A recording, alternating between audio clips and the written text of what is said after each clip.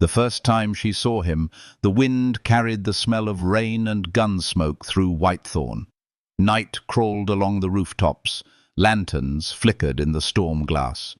A piano tried for a tune inside the Red Comet saloon and failed. The door swung open. He stepped in out of lightning with dust on his boots and a coat that had seen too many miles. Mira Ellison watched from the shadow near the staircase. She kept to the edges, the way a scar keeps to old skin. Her dress was travel-worn, plain cotton, a ribbon at the throat tied too tight. She had come to Whitethorn for a room, a little work, and quiet places where no one asked about last winter. She did not plan on eyes like his. He did not speak at first. He looked slow, steady.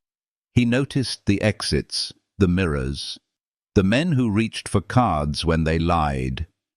He moved like trouble that had learned to breathe softly. Someone called him by name. Calder Boone. The word moved around the saloon like a coin changing hands. Some faces liked it, some did not. Mira felt her heartbeat in her mouth. That surprised her. She had promised herself to feel nothing for men who lived on the edge of law and legend. Promises are tidy when written. They are harder when a storm is walking toward you. Calder stepped to the bar. He nodded once at the barkeep, a narrow man with a silver tooth. Whiskey was poured. He held the glass but did not drink. He was listening. Rain pushed at the windows. The room smelled of wet wood and heat.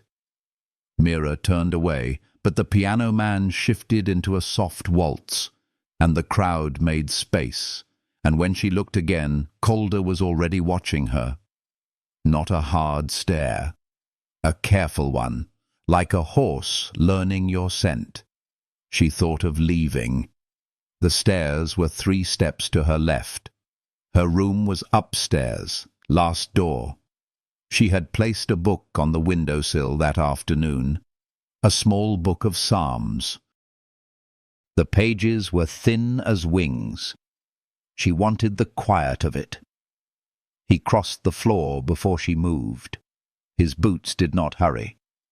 The coat fell back from his shoulders. He had the face of a man who had slept rough and learned to gentle his own hands. "I do not dance," she said. "I was not going to ask," he said. His voice was low. Sand and smoke. It filled the space between them.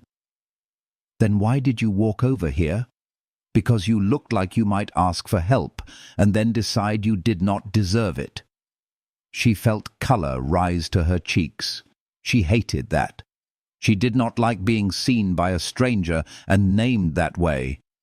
But he was right. The past had taught her to carry her own weight until her shoulders ached.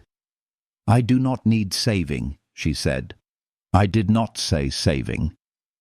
He set his untouched whiskey on a table. The storm flashed. For a moment his profile was white fire, all hollows and hard lines. He did not wear a gun, not tonight. That made him more dangerous. A man who leaves his iron behind trusts himself, or he is too tired to care. A miner near the door laughed too loud and shoved another man. Cards scattered. The barkeep swore. The piano went sour again. The room leaned toward trouble. Mira stepped back.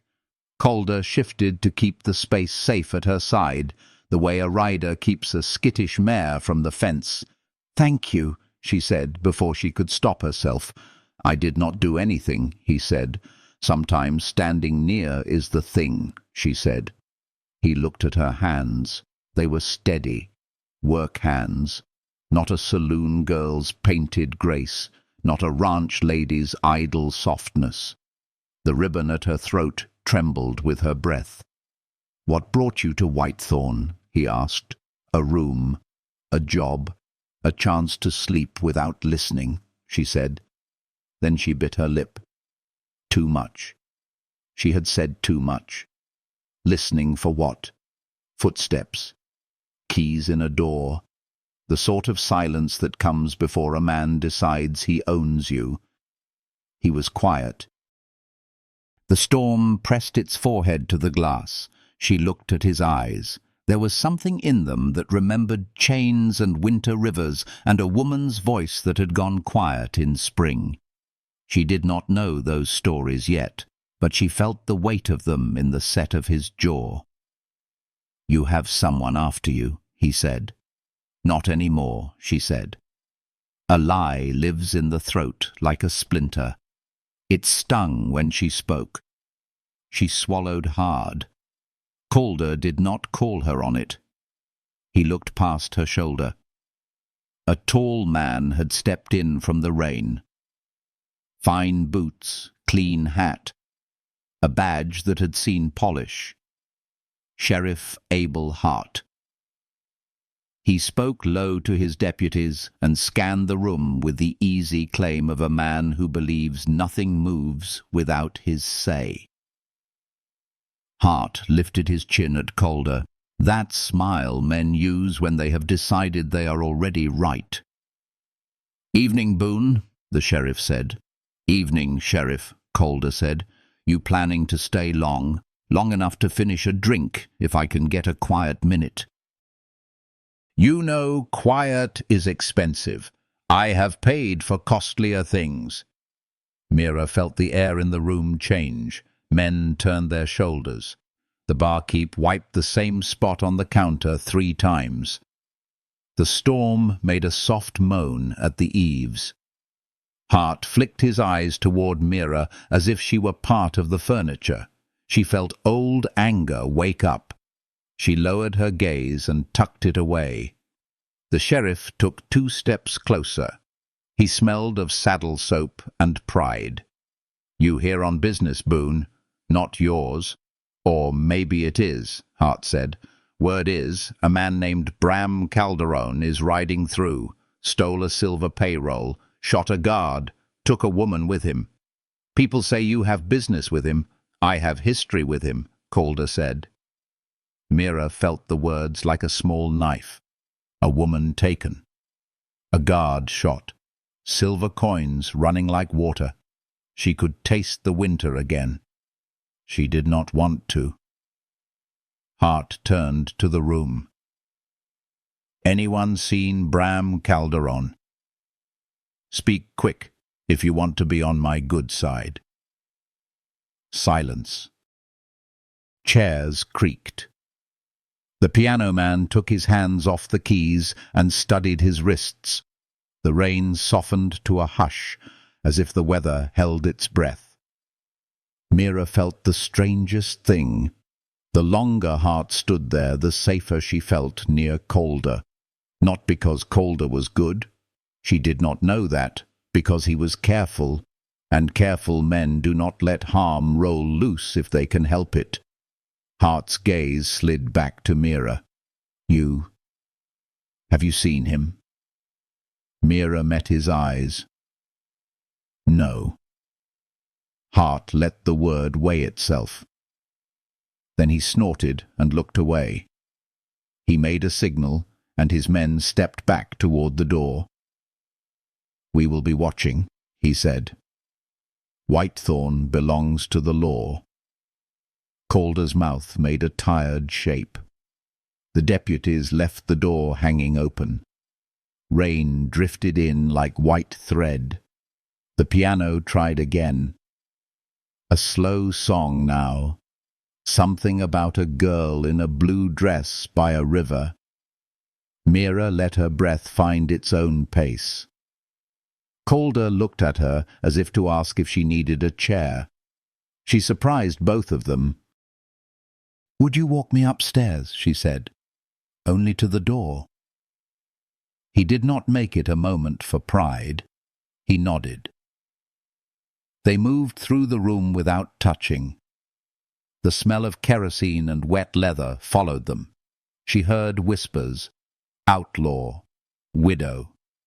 Trouble. It did not matter. The staircase held a narrow promise. Each step was a soft creak underfoot. The storm slowed to a patient drip. At the landing, she turned right. Last door. She paused with the key in her hand. Her heart was beating fast again. She hated and loved that she was not numb anymore. "I do not invite men into my room," she said. "I do not go where I am not asked," he said. She opened the door a little.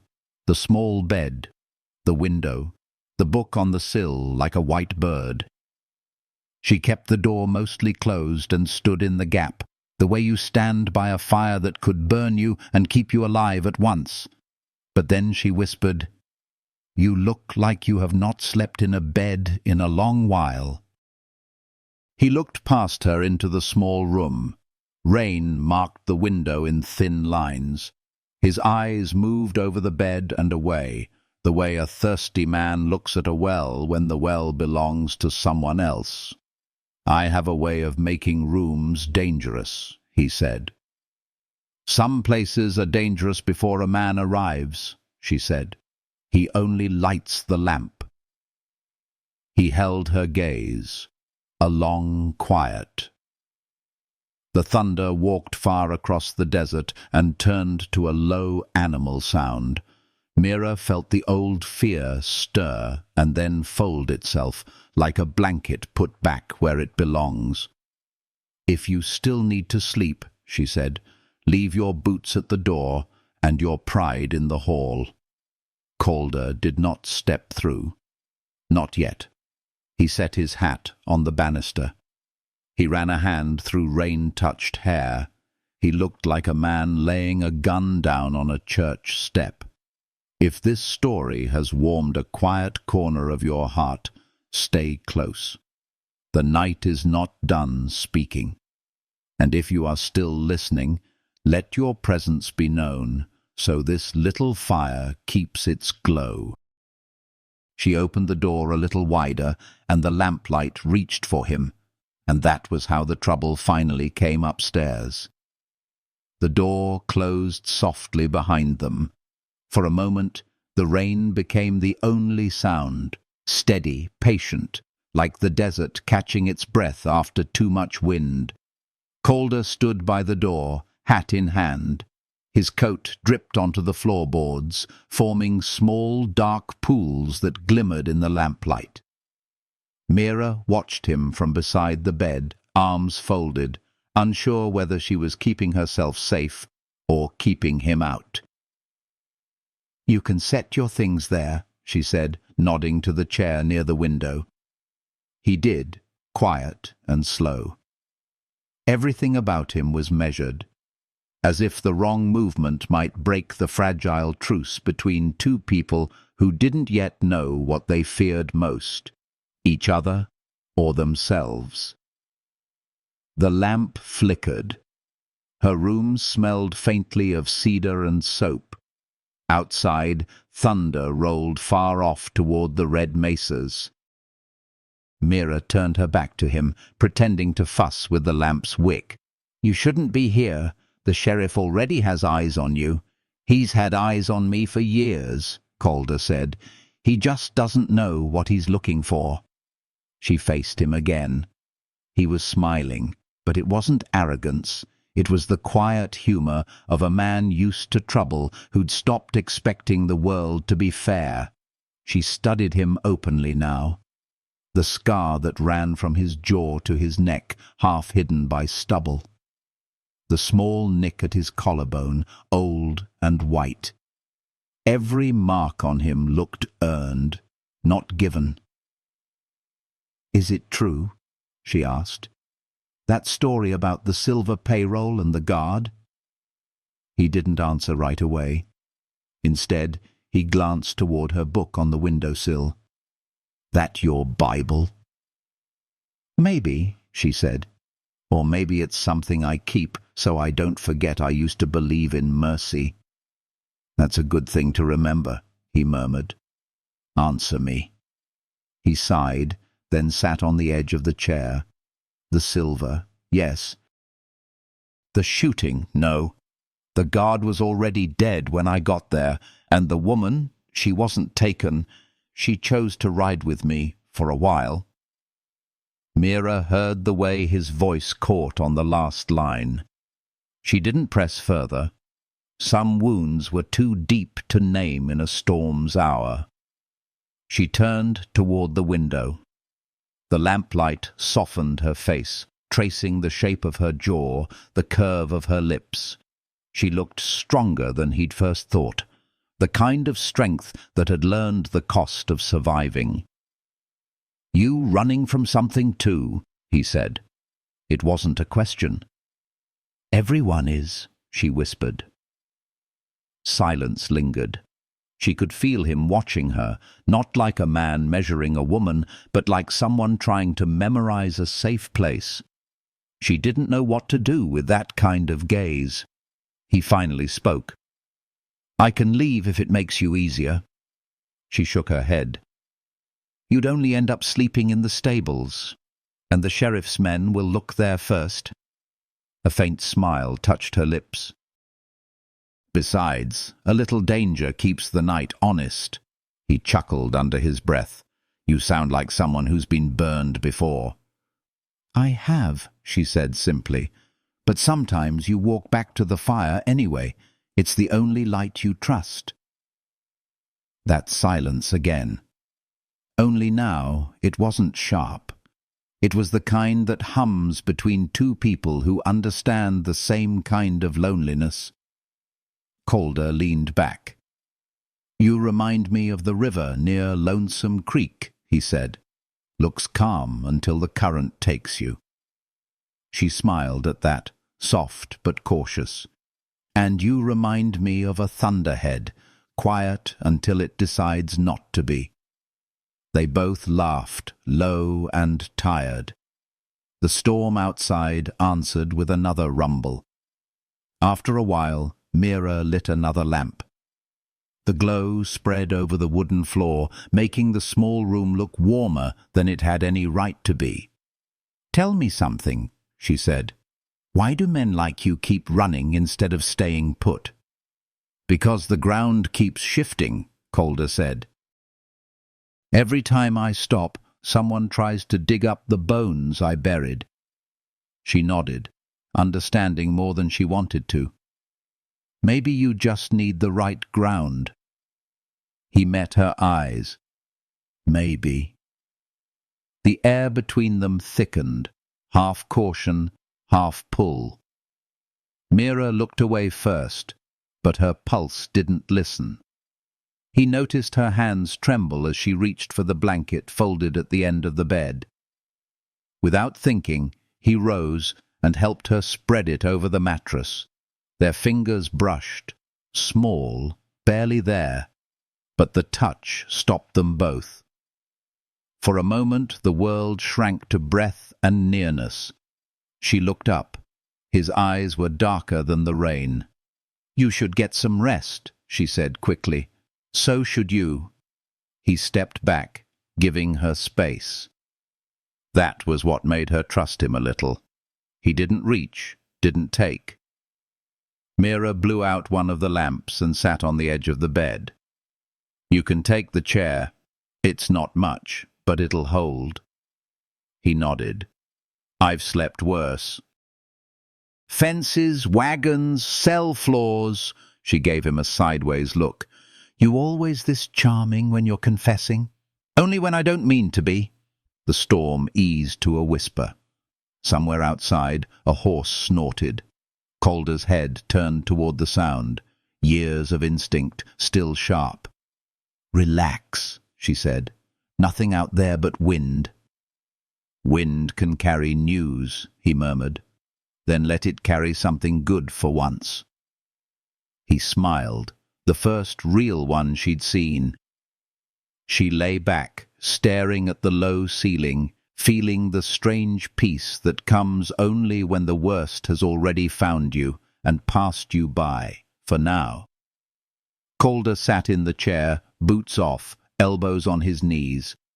He watched the lamp's flame sway, listened to her breathing slow, and thought about how long it had been since a room smelled like soap and safety. Outside, the rain softened to a hush. Mira spoke, voice half asleep. "Calder? Yeah. If the sheriff comes back tomorrow, what will you do?" He looked at her for a long moment, the lamplight fading in his eyes. "Depends," he said, "on whether you tell him I was here." She didn't answer. Sleep had already claimed her. He leaned back in the chair, whispering to the dark. "Then I guess I'll stay long enough to find out which kind of mercy you believe in." The rain stopped. Only the firelight moved. The outlaw closed his eyes, just for a moment, not knowing that peace had finally found him. In a stranger's room that smelled of cedar and forgiveness, and somewhere beyond that quiet, the dawn was already thinking of them both. If this story has found a quiet place in your heart, stay close. The night still holds its breath, and what waits with the morning will change them both forever. Morning came slow to Whitethorn. Light crept through the window like a stranger easing open a door. The storm had rinsed the dust clean off the world, leaving the town quiet, too quiet, the way a man holds his breath before drawing. Mira woke to the sound of boots shifting on wood. Calder was already standing by the window, shirt sleeves rolled, the faintest steam rising from the coffee he'd found a way to make. He hadn't touched the bed. The chair still sat where he'd slept upright, hat pulled low through half the night. "You didn't sleep," she said, voice soft from dreams. He didn't turn. "Didn't want to." "Bad dreams?"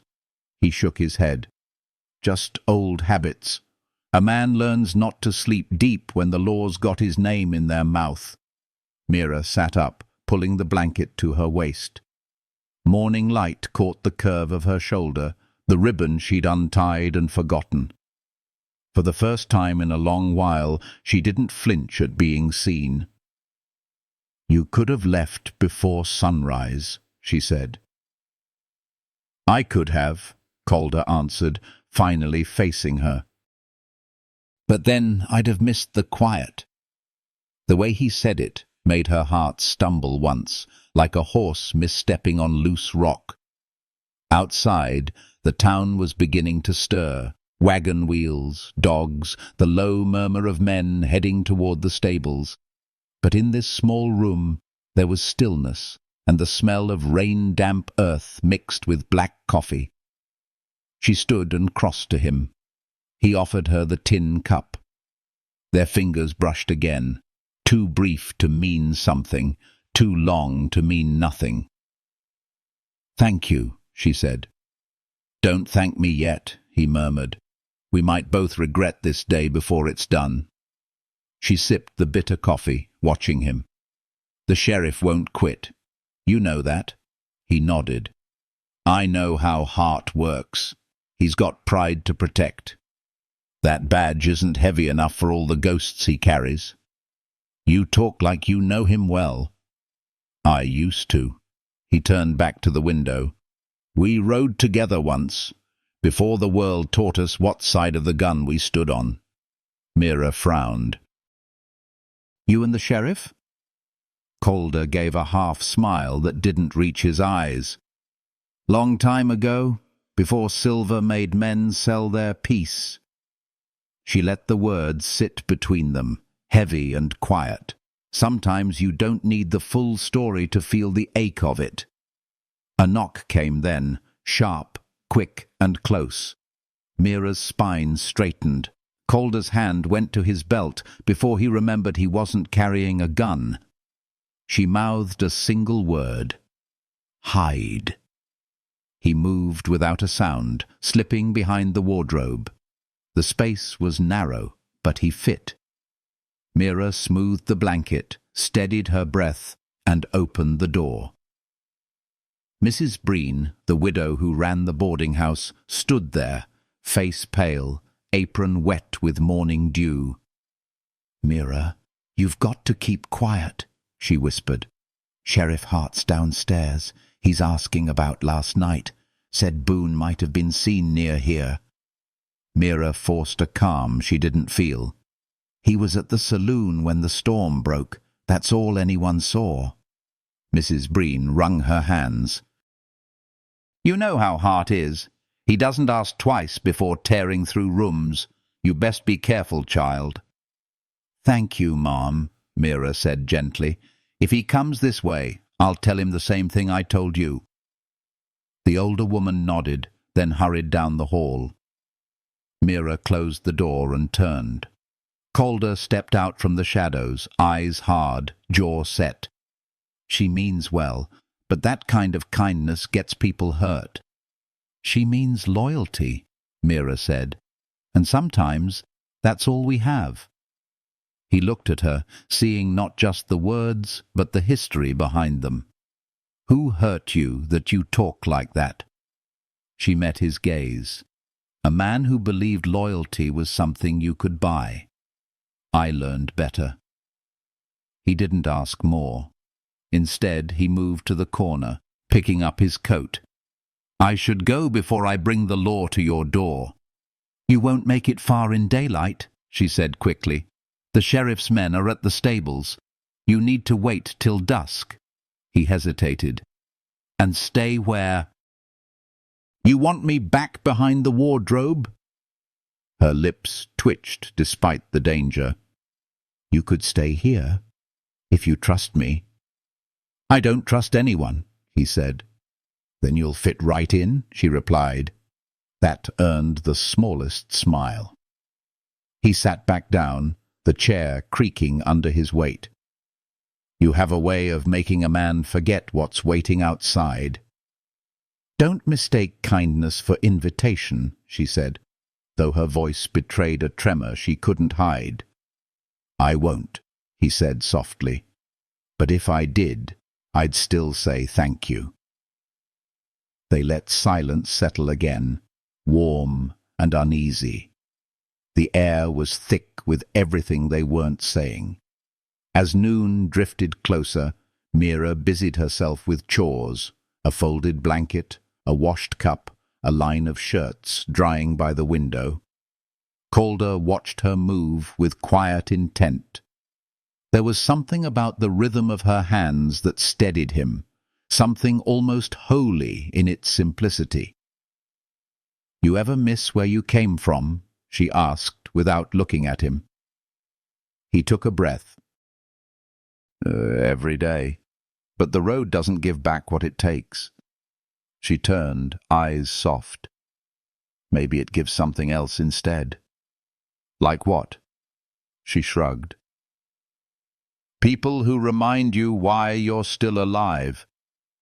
The way she said it made him forget to breathe. He stood slowly and crossed the few steps between them. "You keep talking like that, Mira Ellison, and I might start thinking you're trouble." "Maybe I am," she whispered. For a heartbeat, they stood too close. Her hand brushed the edge of his sleeve, her pulse quickened, and every word unspoken between them hung like dust in sunlight. Then footsteps thundered on the stairs. Mira froze. Calder's body went tense in an instant. Sheriff Hart's voice echoed from below. "Check every room. He's still here somewhere." Mira turned to Calder. Fear flashed across her face, but only for a second. Then resolve took its place. "Under the bed," she hissed. "Now!" He didn't argue. The boards creaked as he slid beneath, boots first. Mira pulled the blanket down and stepped back just as the door slammed open. Sheriff Abel Hart filled the doorway like a shadow that had learned to smile. "Morning, Miss Ellison," he said, tipping his hat. "You wouldn't mind if I asked a few questions, would you?" Her fingers tightened around the edge of her dress. "Not if you keep them polite." He grinned. "Always." His boots crossed the floor, slow, deliberate. He looked around the room, his gaze catching on the bed, the window, the half-empty coffee cup. "Smells like a man's been here," he said. Mira held her ground. "I rent the room, not the air." Hart chuckled low. "You've got spirit. Shame it won't help if I find what I'm looking for." He reached for the blanket. Mira's heart stopped. Then, distant shouting from the street below, a deputy's voice. "Sheriff, we found a trail near the East Ridge." Hart cursed, spun toward the door. "If he's out there, he won't be for long." He turned back to her, eyes narrowing. "You ever see him again, you tell me first. I'll make it worth your while." "I'm sure you will," she said coldly. He lingered one more second, then left.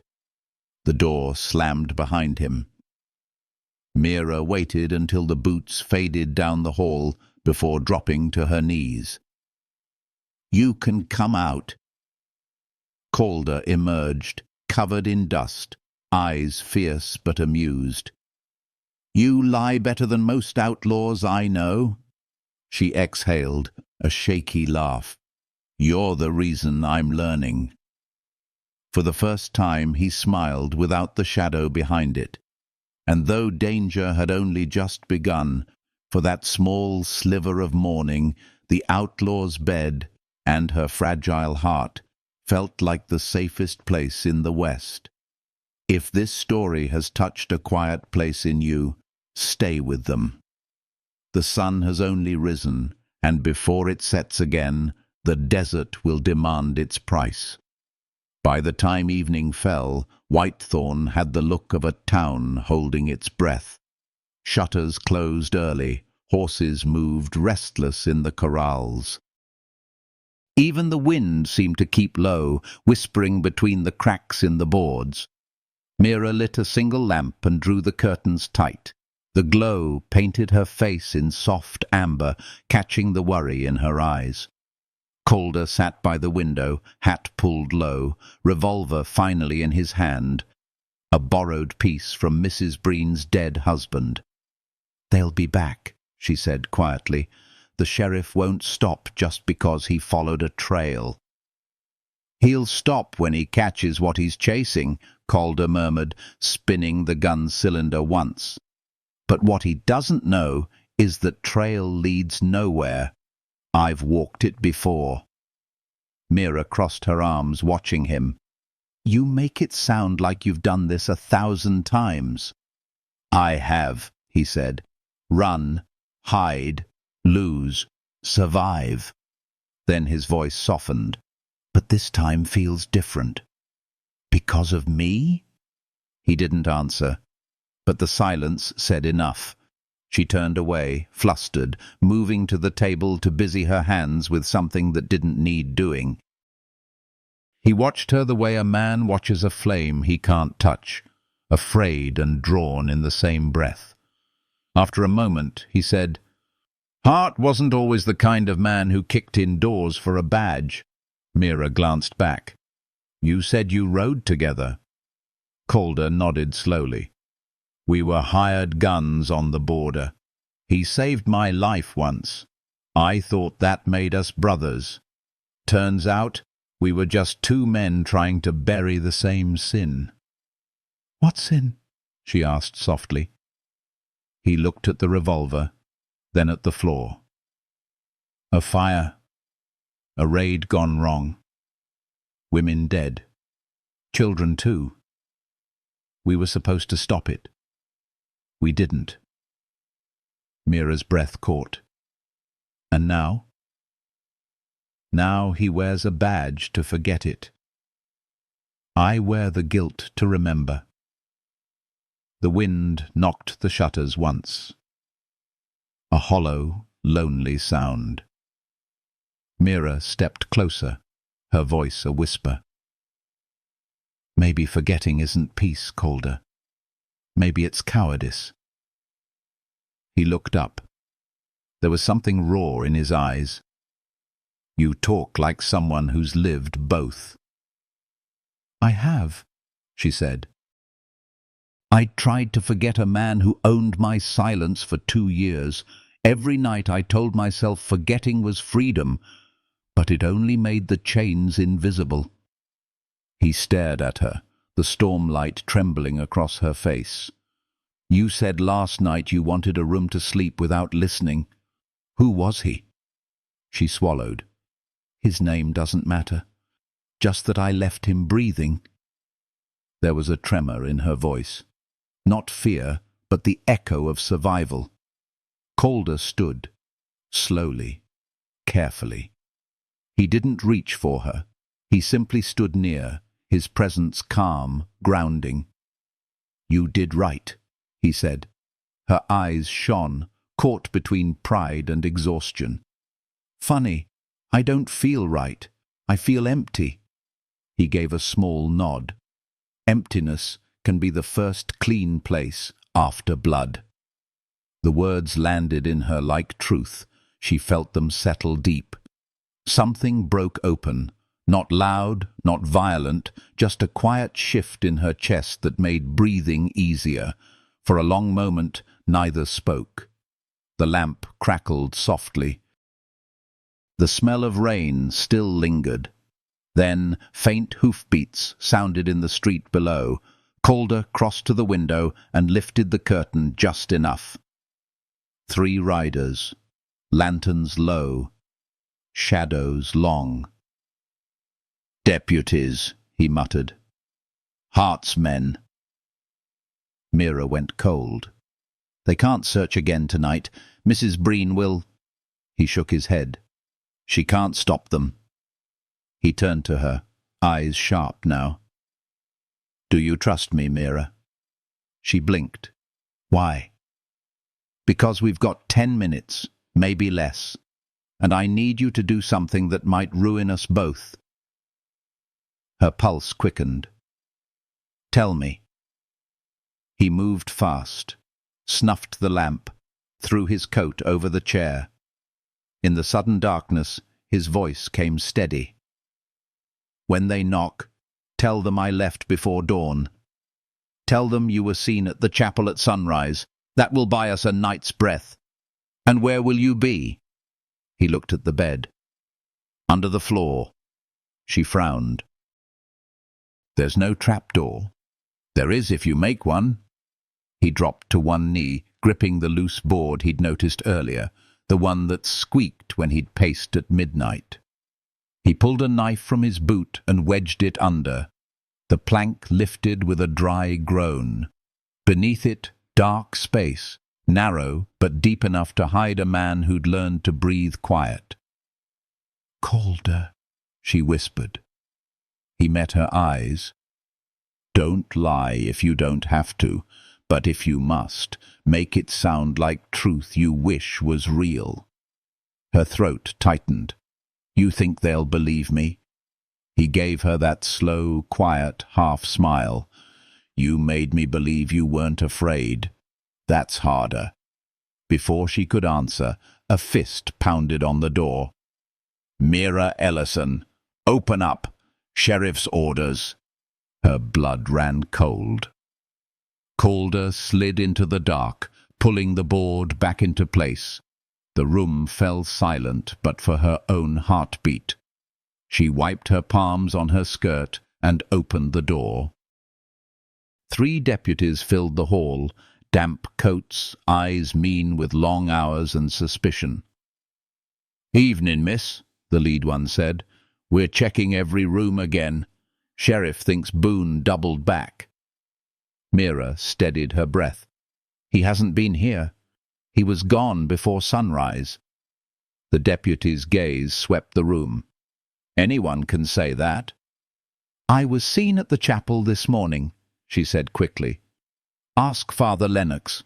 I prayed for the souls you boys keep chasing into the dirt."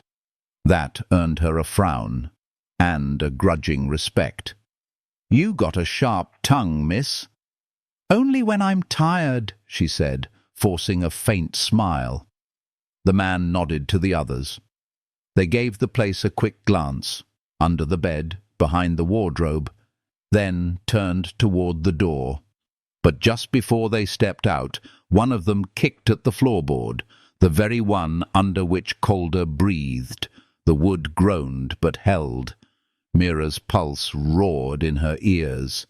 The deputy smirked. "Better get this place fixed." "Don't want rats nesting under your floor." "I'll keep the lamp on," she said evenly. When the door shut, her knees gave out. She pressed a hand to her mouth to keep from gasping.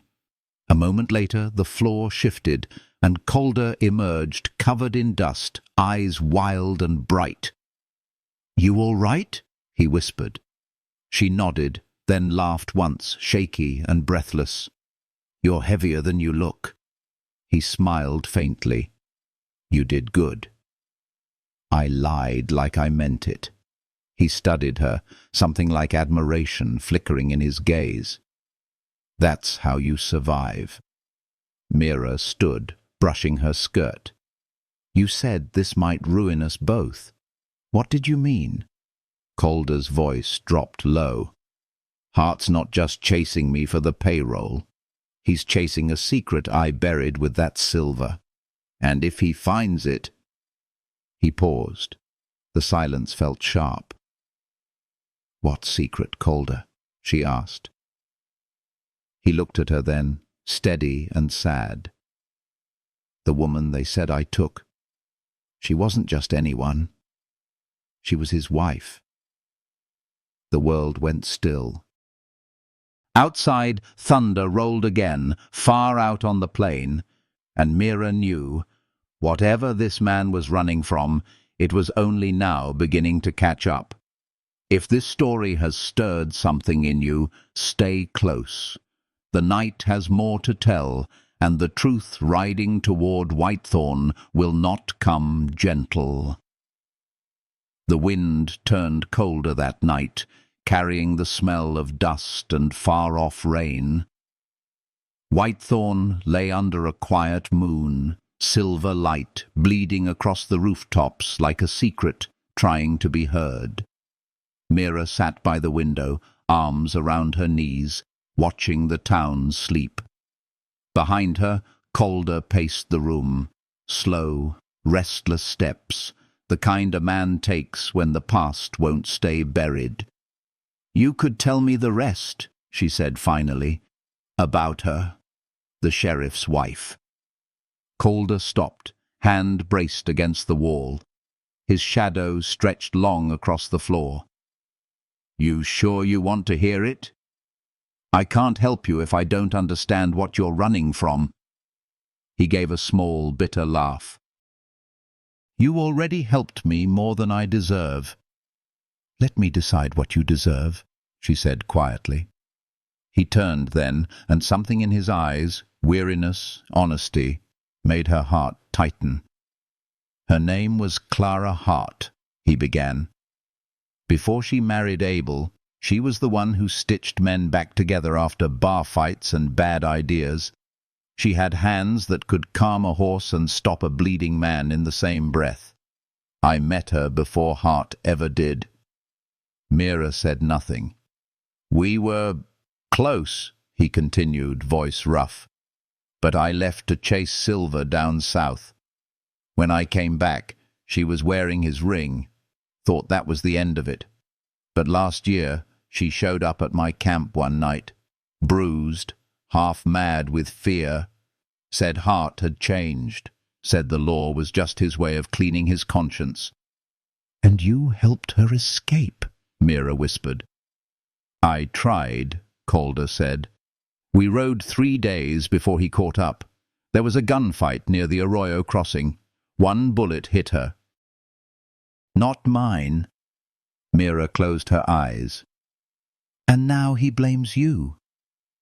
"He has to," Calder said softly. "Otherwise he'd have to blame himself." The silence that followed was heavy, full of ghosts neither of them could see. The lamp flickered once, throwing their faces into alternating shadow and light. Finally, Mira rose from the window and crossed to him. "You shouldn't be alone in this." "I've been alone a long time," he said. Maybe it's time you stopped." He looked at her, studying the calm in her face, the way her voice carried both strength and ache. "You say that like you know what it costs." "I do," she said. "Loneliness feels safe until someone reminds you it's just another kind of wound." He exhaled, low, almost a laugh. "You've got a way of turning pain into poetry, Mira Ellison.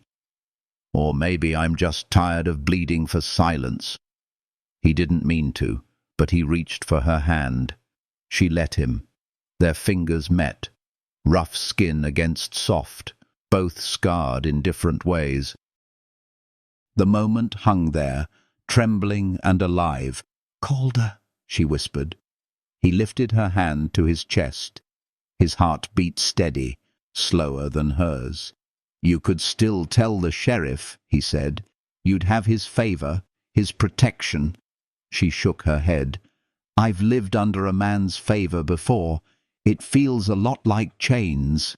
He smiled, not wide, just enough for her to see the man he might have been before the world turned cruel.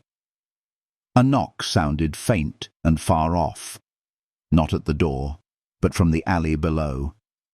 3 slow taps. A pause. Then 2. Calder stiffened. "That's not the sheriff." "Then who?" He crossed to the window and peered through the narrow gap. A man in a poncho stood near the stables, holding a lantern low. His face was hidden, but Calder knew the shape. "Jesse Price," he muttered. "Used to ride with me before Hart bought his loyalty." "What does he want?" "Probably the silver," Calder said grimly. "Or my head." Mira's pulse quickened. "Then you can't stay here." He looked back at her. "If I leave, they'll search every house again. You'll be the first one they break." "Then we leave together," she said. He stared, half in disbelief, half in awe. "You'd run with an outlaw?" "I'd rather run with a man who saved me than hide behind one who'd own me." He shook his head, a faint smile ghosting his lips. "You don't know what you're saying." "I know enough." The air between them crackled, not just with danger, but something fiercer, something alive. Calder glanced toward the floorboard where he'd hidden before. "If we go now. Horses at the ridge trail. You ride." "Well enough to stay alive," she said. He nodded, slinging his coat over his shoulder. "Then pack light. Anything you can't carry, leave it to the dust." Mira reached for her small bag. A book, a locket, the dress she'd worn when she escaped her past. All that was left of the woman she used to be. He waited by the door. "You sure?" "Yes." They slipped into the hallway, down the back stairs. The night smelled of wet dirt and smoke. Every board creaked louder than thunder. Calder moved first, silent as shadow, Mira just behind. Outside, the street was empty. The sheriff's office glowed 2 blocks away, his deputy's laughter spilling into the dark. They crossed the yard and cut through the alley. The man in the poncho was gone. Only the lantern remained, swaying slightly, wind moving through it like a whisper. "Trap," Calder said. Before she could answer, a voice came from the dark. "You're getting sloppy, Boone." Calder turned. Jesse Price stepped out of the shadows, gun drawn, grin sharp.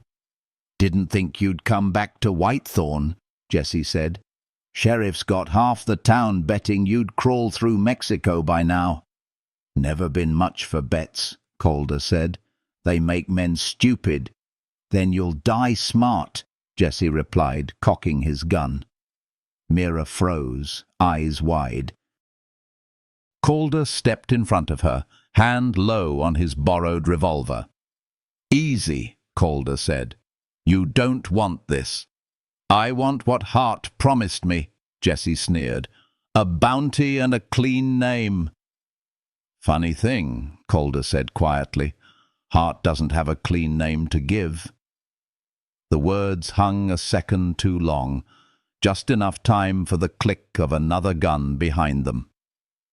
Mira turned. Sheriff Hart stood in the alley mouth, rifle steady, face calm as dawn. "Evening, Boone," he said. "I see you found yourself some company." Calder's eyes flicked toward Mira, a silent apology. "You followed Jessie." Hart smiled thinly. "No, son. I led him." Mira's breath caught. The lamplight shivered in the wind. "Step aside, Miss Ellison," the sheriff said gently. "You don't know what kind of devil you're standing next to." Her voice was steady, but her heart was shaking. "And what kind of devil are you, Sheriff?" Hart's eyes darkened. "The kind that buries the past and calls it justice." The alley went still, only the soft hiss of wind through the lantern wires. Calder's hand hovered near his gun. Hart's finger tightened on the trigger, and Mira, standing between them, realized that whatever happened next, someone she cared about was going to bleed. If this story has kept your heart close to the fire, stay near. The next breath may draw blood, and the storm that follows will test every vow made beneath the western sky. The night split open with a gunshot. A flash of fire lit the alley, and smoke curled through the lamplight like a ghost losing its shape. Mira flinched, dropping low behind a barrel. The echo rolled down Whitethorn's empty street and died against the far hills. When her hearing cleared, Calder was still standing, gun drawn, breath harsh. Jessie Price lay on the ground, hand clutched to his shoulder, cursing through clenched teeth. Hart didn't move. His rifle was still steady, the muzzle a dark promise pointed straight at Calder's chest. "Still fast," the sheriff said. "Didn't think you'd draw first." "I didn't," Calder said quietly. "He did." "Convenient for you that he missed." Calder's jaw tightened. "Convenient for both of us that I didn't." Hart's gaze shifted to Mira, crouched behind the barrel, hair loose around her face. "You all right, Miss Ellison?" She rose slowly, brushing dirt from her dress. "You always ask that after pointing a gun at someone?" Hart smiled. "Just making sure you're not another one of Boone's victims." "I think you've got that backward," she said coldly. His eyes hardened. "You don't know what he's done." "Maybe not," she said, stepping closer.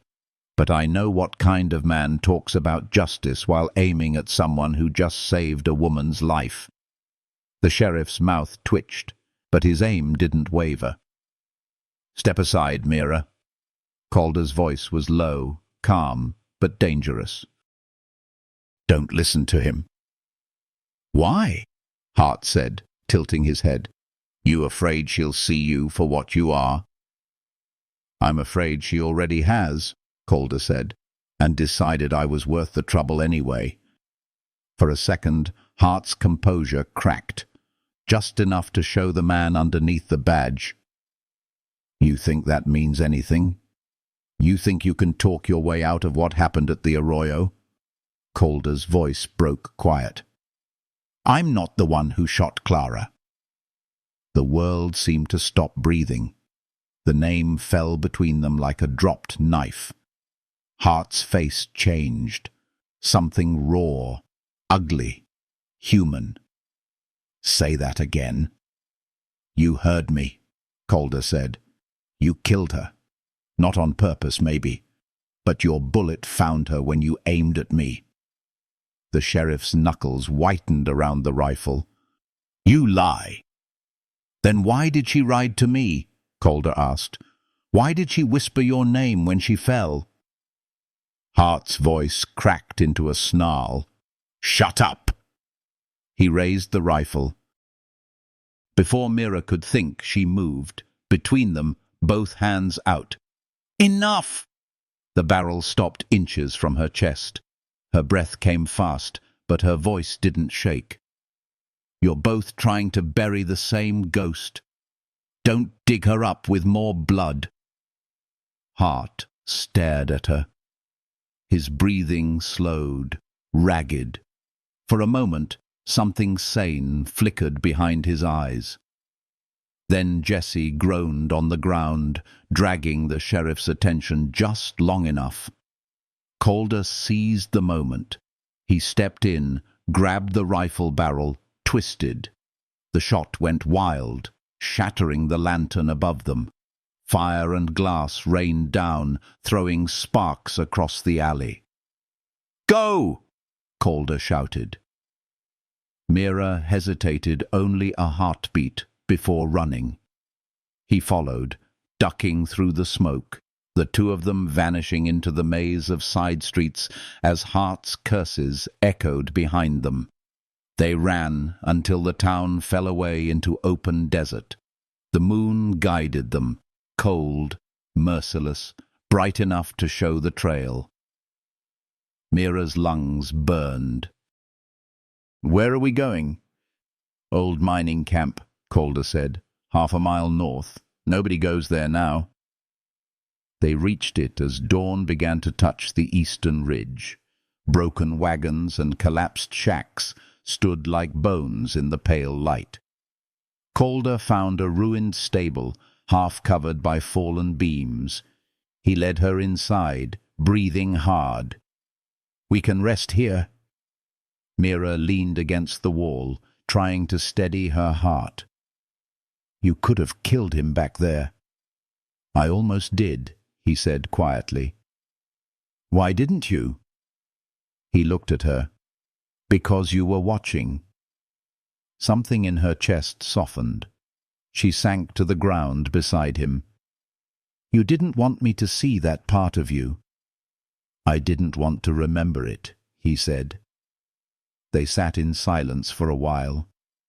The wind outside lifted the edge of the roof, letting stripes of light fall across their faces. "You know he won't stop," she whispered. "I know." "What will you do when he finds us?" Calder rubbed a hand across his jaw. "Maybe it's time I stop running." "Maybe it's time I let the truth catch up." She turned to him. "And me." His voice dropped low. "You don't owe me anything, Mira. If you walk away now, you can still start over somewhere. He won't find you." "I'm done running from men who decide what I owe," she said. "If I stay, it's because I choose to."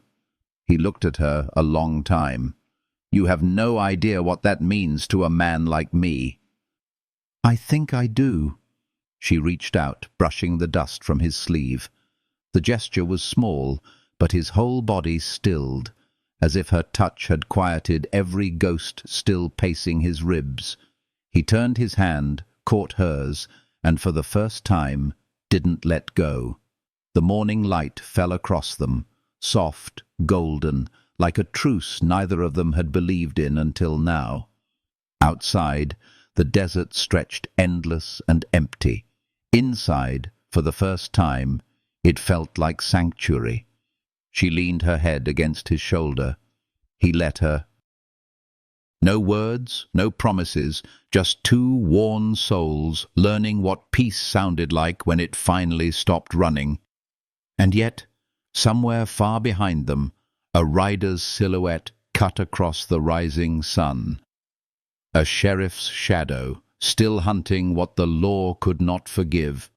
If this story has found its way into the quiet of your heart, stay near. The desert isn't done speaking, and the dawn has its own reckoning to bring. The desert was silver at dawn, quiet as a held breath. The sun hadn't yet burned the chill from the air. Inside the ruined stable, Calder stirred awake to the sound of a soft sigh beside him. Mira slept, curled close, one arm draped across his chest. Her hair spilled over his shoulder, catching light like threads of gold dust. For a long moment he didn't move. The warmth of her, the steady rhythm of her breathing, it was something he'd forgotten existed. He didn't know when he'd last felt safe enough to close his eyes beside another soul. When she opened hers, she didn't startle, just smiled, small and sleepy. "You stayed. I said I would. I didn't think men like you kept promises." He smiled faintly. "That's what makes this one worth something." She sat up slowly, brushing straw from her skirt. Outside, wind hissed through the canyon brush. A vulture circled high above, as if the sky already knew danger still hunted them. "What now?" she asked. "Now we find proof," he said. "Something that shows what Hart did." "You mean about Clara?" He nodded. "The payroll, the bodies, the bullet that killed her. It's all tied. There's a record of that night. A ledger hidden in the mine office not far from here." Mira frowned. "And you're sure it's still there after a year?" "I'm sure he never came looking," Calder said. "Men like Hart bury what they fear, but I know where he hid it." She studied him. "And after we find it, then we give the town the truth." Mira's voice softened. "And if truth doesn't save you," he looked toward the horizon, "then maybe it saves what's left of me." She reached for his arm. "Calder, I don't want you to die for ghosts." He looked down at her hand on his sleeve, then up at her eyes. "Then don't let me face them alone." Her heart clenched. There was a quiet strength in him that drew her closer, not with words, but with the weight of everything he'd lost. She nodded once. "Then we go together." They left before the sun climbed too high. The road wound through a ravine lined with broken stones and old mesquite. The mine sat a half-mile beyond, carved into the red cliffs like a wound that never healed. When they reached it, the world had gone still again. No birds, no wind, only the whisper of grit under their boots. Calder crouched by the entrance. "Stay close," he said. She followed him into the dark. The air smelled of rust and old rain. Wooden beams leaned, creaking under their own memory. He moved like a man who'd walked this road before, careful, quiet, haunted. At the far end, they found the office. A half-collapsed desk. Shelves covered in dust. Calder knelt and pried loose a floorboard with his knife. Beneath it, a small tin box. He lifted the lid. Inside lay a single ledger book wrapped in oilcloth and a folded paper yellowed by time. Mira crouched beside him. "What is it?" He opened it slowly. The ledger held names, payments, routes, and one page marked with a familiar hand, Abel Hart's signature, beneath a list of silver transfers that never reached the fort. "Proof," Calder whispered. "And the paper." He unfolded it. Mira saw the neat handwriting, the soft curve of a woman's pen, a letter, Clara's. "If you find this, Abel, I know what you did. The shot wasn't Boone's. I saw you fire when the smoke cleared. I forgive you, but I can't stay." Mira touched the page with reverence. She forgave him. Calder's voice cracked. "And he killed me for it." Before he could say more, a sound broke the silence, the faint metallic click of a rifle being cocked. They turned. Hart stood in the doorway, dust swirling around his boots, eyes hollow and burning. "You should have stayed gone, Boone." Mira froze. Calder rose slowly, hands open. "Didn't take you long to find the trail," Calder said. Hart stepped forward. You were never good at covering tracks, especially when you drag someone innocent with you. She's not part of this, Calder said. Then step aside, Hart said coldly. Mira spoke before Calder could. Don't do this. She forgave you. We saw the letter. Hart's eyes flicked to her, then to Calder. She forgave a man who took everything from me. That's not mercy. That's damnation. You shot her, Calder said quietly. Hart's jaw clenched. You think I don't wake hearing it? Then stop making the rest of us pay for it. Hart's finger twitched near the trigger. I can't. If I let you walk, I have to face who I've become. Maybe that's the only way you ever stop killing, Mira said softly. For a moment, something in Hart's face faltered. The weight of years pressed against him. His gun lowered an inch, just an inch, and that was when the ground itself betrayed them. The weakened beam above gave way with a groan, then a thunderous crack. The ceiling collapsed, dust exploding through the narrow room. Mira screamed as the world fell apart. When the dust settled, light streamed through a jagged hole where the roof had been. Calder pushed up from the ground, coughing. His shoulder burned. Across the room, Hart's rifle lay buried under debris. "Mira!" She stirred near the desk, half covered in splinters, her cheek streaked with blood, but her eyes alive. I'm fine," she whispered. He pulled her free, brushing dust from her hair. "You're bleeding." "It's nothing." She looked past him to where Hart struggled under a fallen beam, trapped. "Go," Hart rasped. "Get out." Calder hesitated. "You'll die if this place caves again," Hart said. "Don't waste what's left of your mercy on me."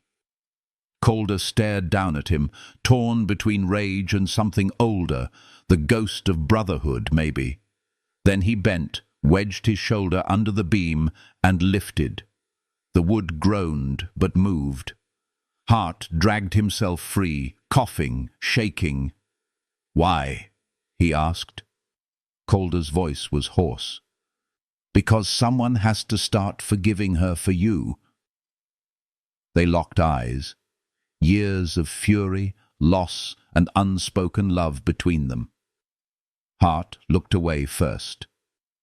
"You should run." "Not any more," Calder said. "This time, I face what I broke."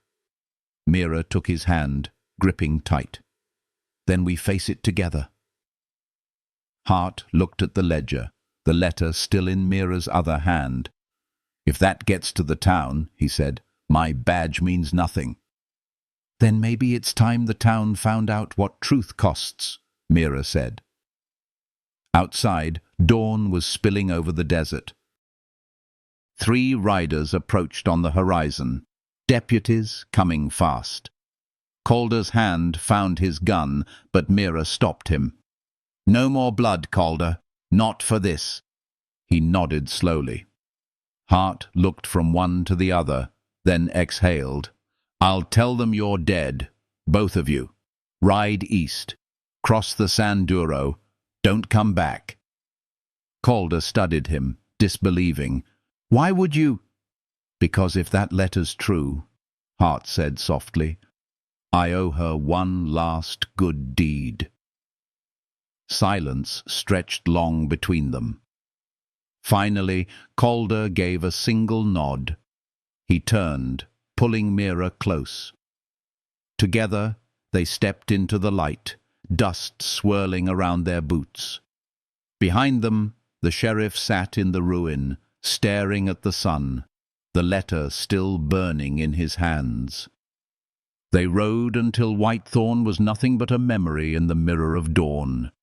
And for the first time in a long time, the outlaw didn't feel hunted. He felt forgiven. If this story has left a warmth beneath your ribs, stay close. The fire is still burning, and what comes with nightfall will test if love can survive what the West keeps taking. They rode until the sun dipped behind the mesas, painting the sky in gold and ash. The air cooled fast, dry wind cutting through the canyon, carrying the scent of creosote and iron. Mira leaned forward in her saddle, her body swaying with the rhythm of the mare beneath her. Every muscle ached, every breath stung, but she didn't complain. Calder rode beside her, silent, eyes on the trail. He looked like a man still half expecting a bullet to find his back. By nightfall, they reached an abandoned trading post, a crooked sign, a broken water trough, a roof that held more holes than stars. Calder dismounted first, tying both horses to the post. "We'll stop here," he said. Mira slid off her horse, legs trembling from the ride.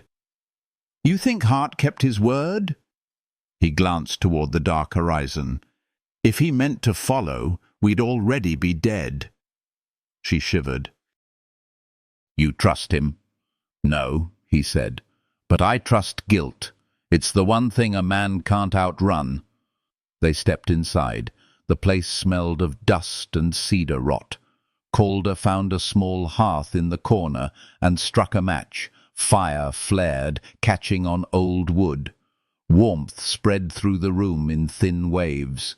Mira lowered herself near the flame, rubbing her hands together. "I never thought I'd miss firelight this much."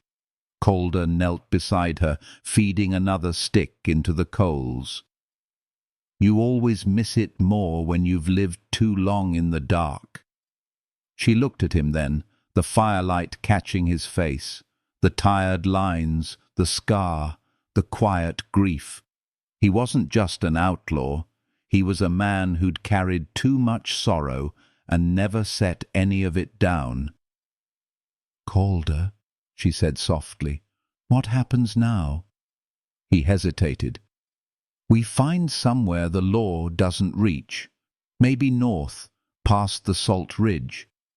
And when they ask who we are," he smiled faintly, "we tell them the truth." "Just not all of it." Mira's lips curved. "You think people like us get to start over?" "Sometimes starting over means changing what you call home," he said, "even if it's just a campfire and a heartbeat beside it." Her breath caught at that. For a long while they said nothing. The wind hissed through the broken boards, but inside everything felt still. Mira's hand rested close to his on the ground.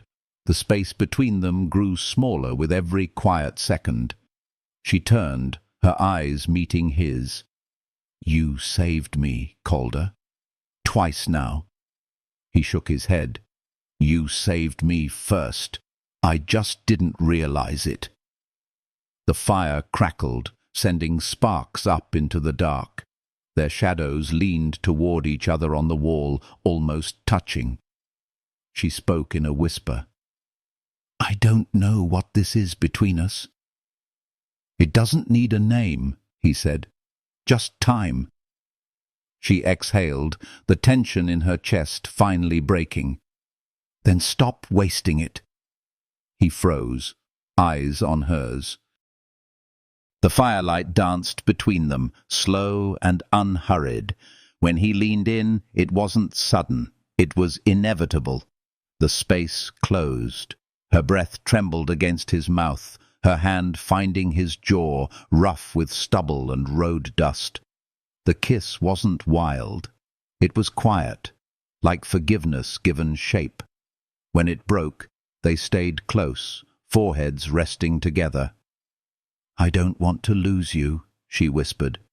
"You won't," he said. "Not unless I stop fighting." "Then don't stop." He smiled against her skin. "I'm tired of running, Mira, but I could spend a lifetime walking beside you." The words hung in the warm air between them, honest as a prayer. Later, As they lay near the fire, the desert wind slipped through the cracks and brushed her hair against his chest. His hand traced idle circles on her back, and she listened to the slow beat of his heart, the sound of a man who had finally stopped running from his past. She closed her eyes, letting peace settle where fear used to live. Outside, the night deepened. A coyote called once, far away. And though neither said it, both knew the road ahead was still uncertain, that someday the law might find them again, that the world rarely forgives the way the heart does. But for now, under the broken roof and the endless sky, they belonged to no one's judgment but their own. Mira lifted her head, whispering into the dark, "Do you think there's a place where people like us can stop pretending?" Calder brushed a hand through her hair. "Maybe not a place," he said. "Maybe just a person." She smiled against his chest, eyes heavy. "Then I've already found mine."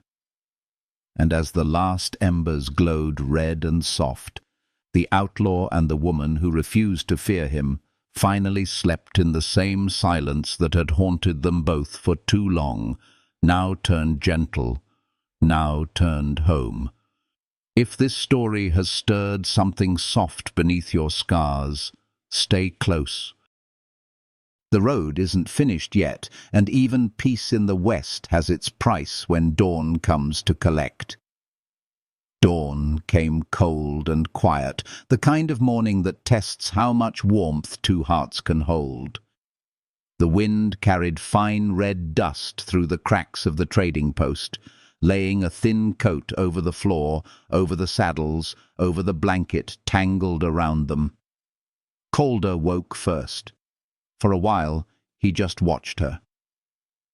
Mira's head rested on his arm, her hair a mess of gold and shadow across his chest. Every slow breath she took felt like proof he'd done at least one thing right in this broken life. She stirred when he brushed a strand of hair from her face. Her eyes opened, hazy, soft, unsure if the peace she felt was real. "You were watching me," she murmured. He smiled faintly. "Didn't want the morning to steal you before I could look." "You think words like that make up for all your secrets?" she teased. He chuckled low. "They help." For a while they stayed like that, quiet, easy. Outside, the desert woke with them, wind sighing through dry grass, a hawk crying somewhere over the ridge. But peace in the West never stays long. Calder's hand tensed suddenly. He sat up, head cocked toward the open window. "What is it?" she whispered. "Riders," he said. "2, maybe 3. Mira's breath caught. "Heart's men?" He shook his head, listening harder.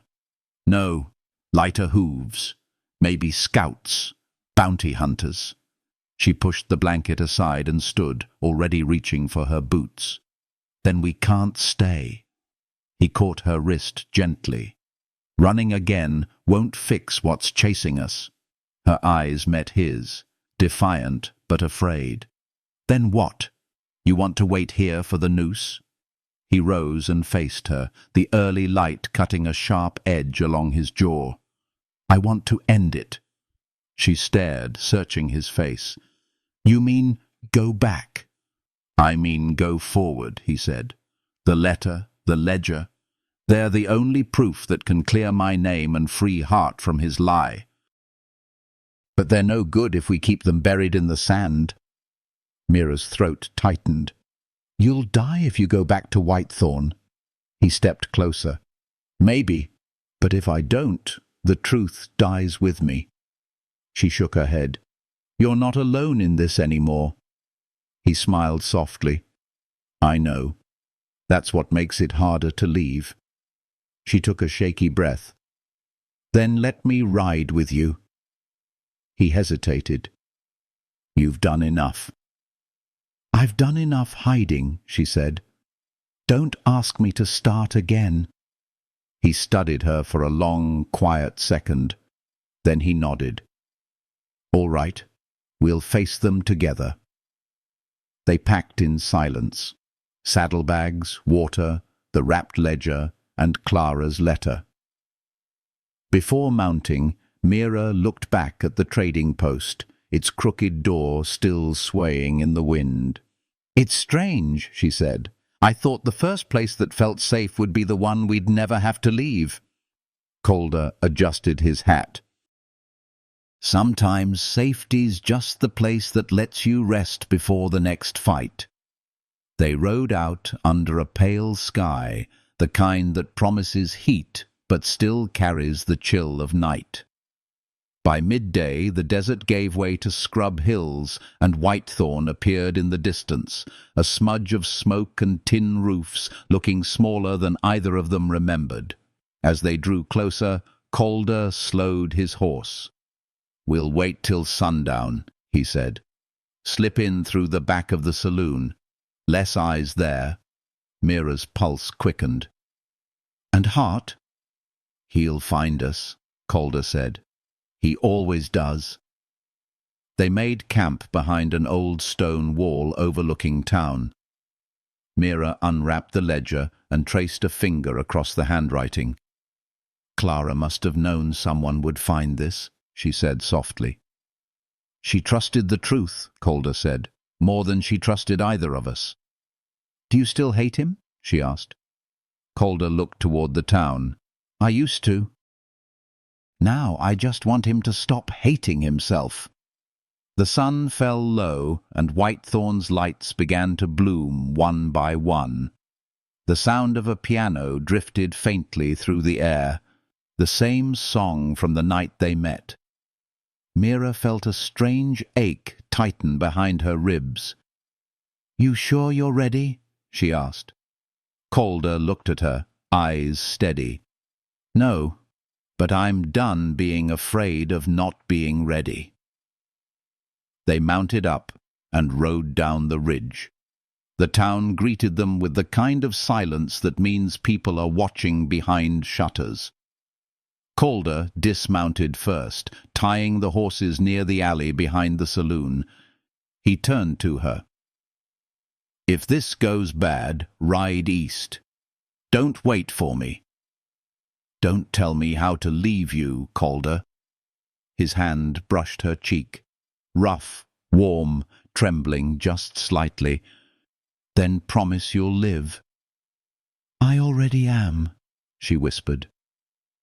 They pushed through the saloon doors. Conversation stopped. Every man in the room turned. And at the bar, just like before, stood Sheriff Abel Hart. He looked older than he had 3 days ago. The badge still shone, but his eyes didn't. "Well," Hart said quietly, "guess the dead don't stay buried in Whitethorn." Calder walked to the center of the room, the ledger in his hand.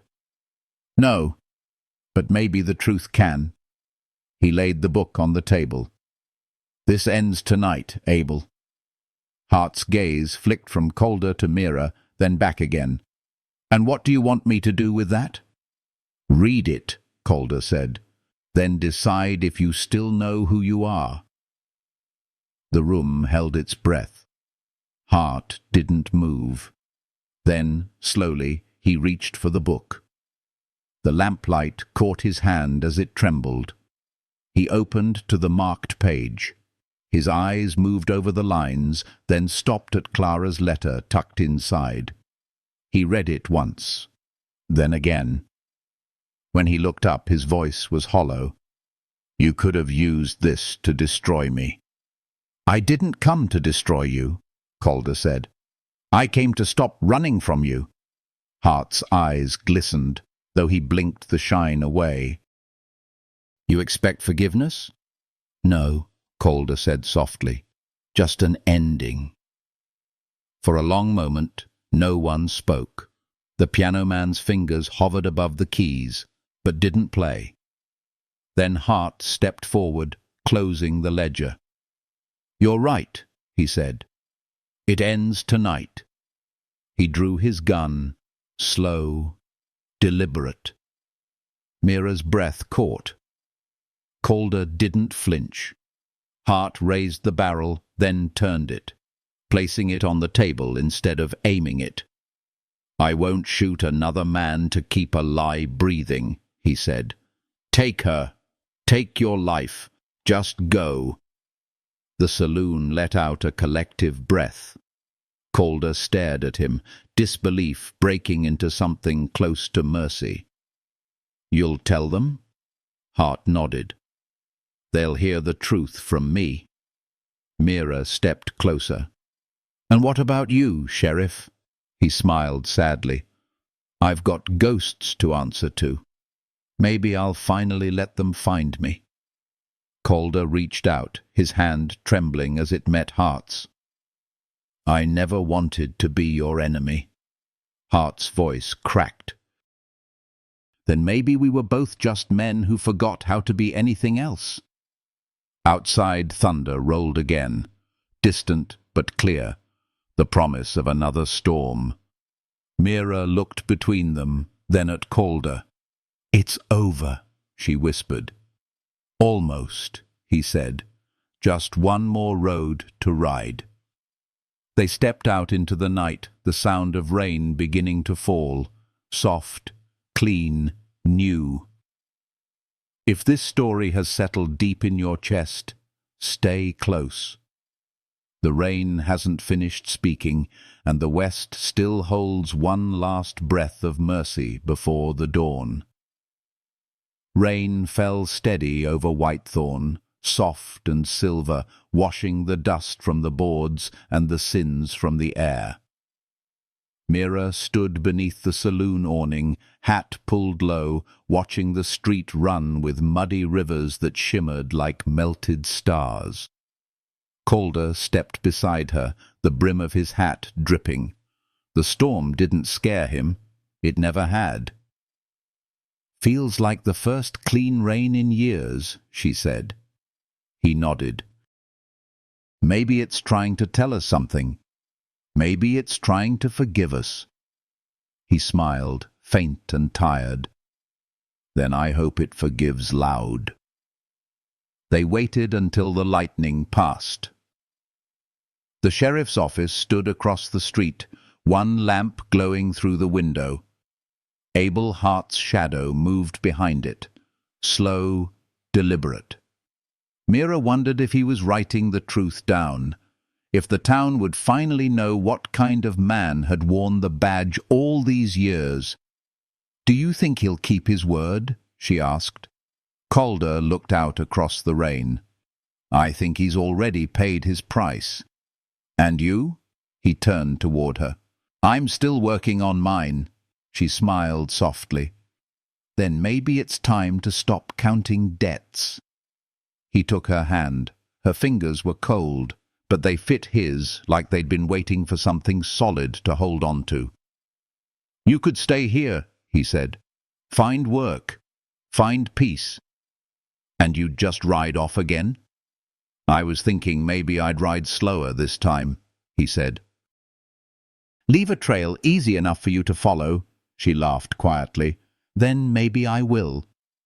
The sound of hoofbeats broke through the rain. Two deputies galloped down the far end of the street, hats pulled low, but they didn't look toward the saloon. No one was hunting anymore. Whitethorn had gone back to sleep. Mira stepped off the porch, boots splashing. The rain ran down her face, mixing with the tears she hadn't meant to let fall. Calder followed, his coat heavy, his eyes soft with something she hadn't seen before. Peace, maybe, or the ghost of it. They walked to the edge of town, where the road split east and south. The sky had begun to lighten, a soft grey blush before dawn. "So this is it," she said, "for now." He brushed his thumb over her jaw, slow, reverent. You sure you're ready for what comes next? I'm ready for anything that isn't running. He nodded. Then ride with me. Her heart stuttered. Where? Anywhere the rain hasn't touched yet. The first edge of sunrise broke through the clouds then, red and gold pouring over the desert, lighting the wet earth like fire under glass. Mira looked east, where the world stretched wide and waiting. She took his hand again. Then let's go before the sun remembers who we were. They mounted up, their horses restless but eager. As they rode out of Whitethorn, the rain slowed to a mist. The town behind them looked smaller, washed clean, its ghosts finally quiet. The road ahead wound through open country, low hills, scrub brush, a horizon without walls. Calder glanced over, and for the first time in years he smiled without weight. Mira felt the wind catch her hair, the scent of wet sage and smoke. She reached for his hand across the space between the saddles. Their fingers met. For a while they rode like that, silent, free, side by side through the soft dawn. And when the light finally reached full morning, Mira spoke the words she hadn't dared until now. This bed we made, the road, the storm, the fire, maybe it was never cursed. Maybe it was just waiting to become a home. Calder turned toward her, eyes bright under the brim of his hat. Then let's not waste it. They rode on into the rising light. The outlaw and the woman who had found sanctuary not in a place, but in each other. Behind them, Whitethorn disappeared beneath the shimmer of rain.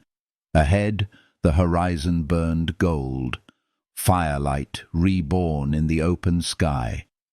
And somewhere in that endless quiet, the west exhaled, content at last. If this story has touched a tender place in your heart, let your light stay with us. Comment, share, and subscribe so this western fire keeps burning for you.